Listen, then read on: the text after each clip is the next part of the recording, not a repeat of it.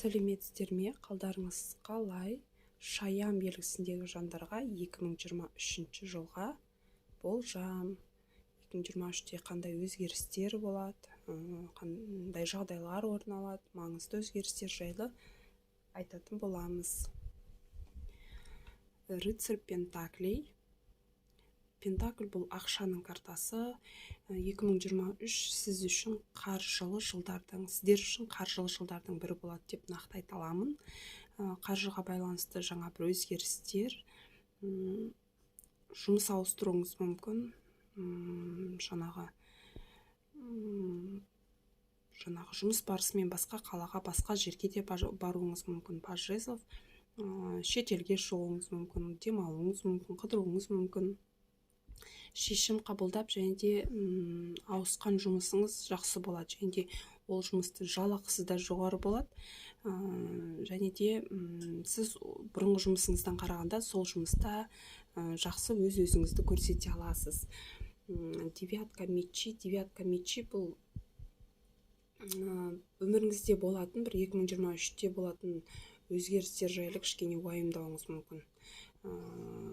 Жаңағы переживание. Енді адамда өмірінде кардинальный өзгерістер болып жатса, көбінде не болады екен деген сияқты қорқынышпен, страхпен қарсы алып алады, күтеді, уайымдайды деген сияқты. Бірақ уайымдайтын ештеңке жоқ бұл жерде. Бұл өзгерістер өміріңізге махаббат, жақсылық алып келеді. Сондықтан қорқып, уайымдаудың қажеті жоқ. Девятка мечи, біраз уайымдауыңыз мүмкін ол жағын. Келесі могучая скала, близкий берег және воздушный мост. Могучая скала ауыстыратын жұмысыңыз, бастайын деп отырған жаңағы бір ісіңіз болсын, оқиын деп отырған оқуларыңыз болсын, жаңағы жетістікке жету бар. Және де алдыда біраз қиындықтар туындауы мүмкін. Енді тауға шығу да оңай емес қой.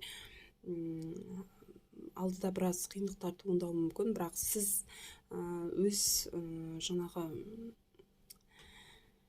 қалай айтсам болады, өз күшіңізді, еңбегіңізді салу арқылы үлкен нәтижеге қол жеткізесіздер. Бұл өте бір карта, жаңағы керемет карталардың бірі, және де өте денежный карта. Қаржы жағынан бір кардинальный өзгерістер болады. Қаржылы жыл, ақша жағынан өте жақсы жыл. Близкий берег, өміріңізде кардинальный өзгерістер болады, тек жақсы жаққа қарай, бірақ бұл өзгерістер болу үшін, мысалы осы күнге дейін бір черный полоса, қаржы жағынан, жұмыс жағынан қиындықтар болып жатса, оның барлығы артта қалады.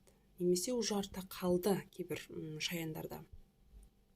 Ол үшін жақын бір адамыңызбен, бір ісіңізбен, немесе жұмысыңызбен қоштасуға тура келеді. Адам жұмысынан айырылып жатқан кезде, жұмыстан шығып қалып жатқан кезде, жаңағы мысалы бәленбай жыл бизнесте жүріп, сол бизнесін жапқан адамдарға қандай қиын да, бірақ бұл сіз қоштасқан ісіңіздің артында бір жақсылық жатады. Сондықтан мүмкіндігінше жаңағы страхпен, қорқынышпен жібермей, махаббатпен жіберіп, жақсылықпен жіберіп, жақсы нәрсені күтуге тырысқаныңыз үшін. Себебі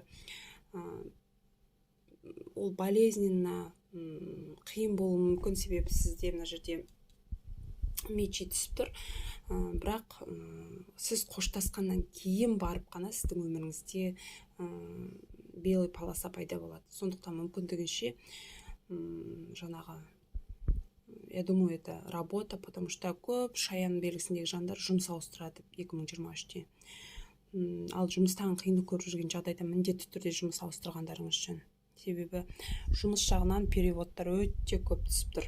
Және де бұл жұмыс қаржы жағынан үлкен нәтиже алып келеді сіздерге.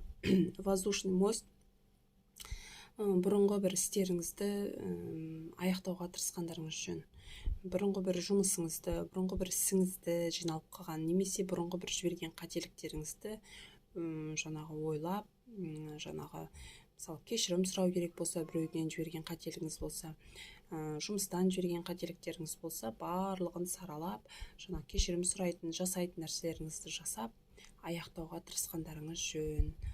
Жұмыс жағынан, қаржы жағынан бір кардинальный өзгерістер болады.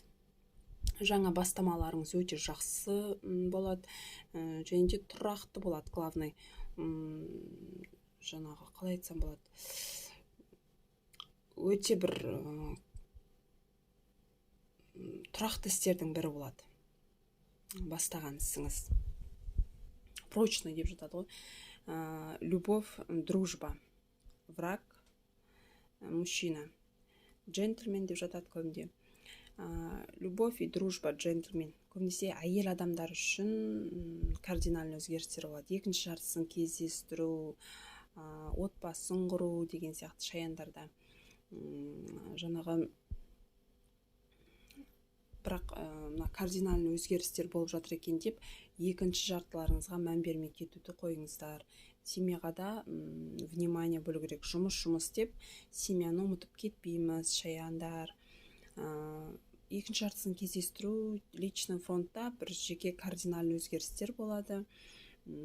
Махаббатқа толы жыл.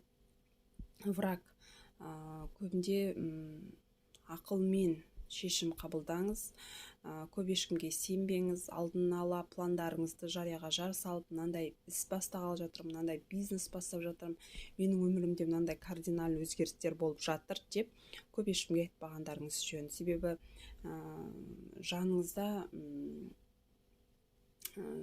опасность, сізге жақсылық ойламайтын жандар жаныңызда жүруі мүмкін. Сондықтан көп ешкімге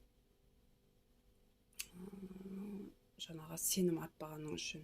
Барлығын енді сенім жасаған жұмысты да артын тексеріп отырған жөн. Доверяй, но проверяй дейді ғой. Вот солай жасауға тырысқандарыңыз жөн. Ал енді шаян ер азаматтар үшін өздеріңіздің мужественность, еркек мінездеріңізді жаңағы көрсеткендеріңіз үшін, мужественность, жаңағы характерларыңызды көрсететін жылдың аяғында бір сәттер туындауы мүмкін. Және де семьяны ұмытып кетпеңіздер. Әсіресе ер азаматтар семьяға да көбірек көңіл бөліңіздер. Себебі әйел адамға внимание өте қажет. Внимание бөлуді ұмытпағандарыңыз жөн. Және де көбінде враг, алданып қалу, жаңағы қаржылай потеря. Сондықтан ақшаға өте ұқыпты болыңыздар, қаржы жағынан. Және де көп ешкімге сенбеген жөн. Себебі алдануыңыз мүмкін. Любовь и дружба семейнылар үшін өте жақсы жыл, бірақ жаңағы қалай айтсам болады, екінші жартыға көп көңіл бөлмей жатқан жағдайда жұмыс, басқа да бір мәселелермен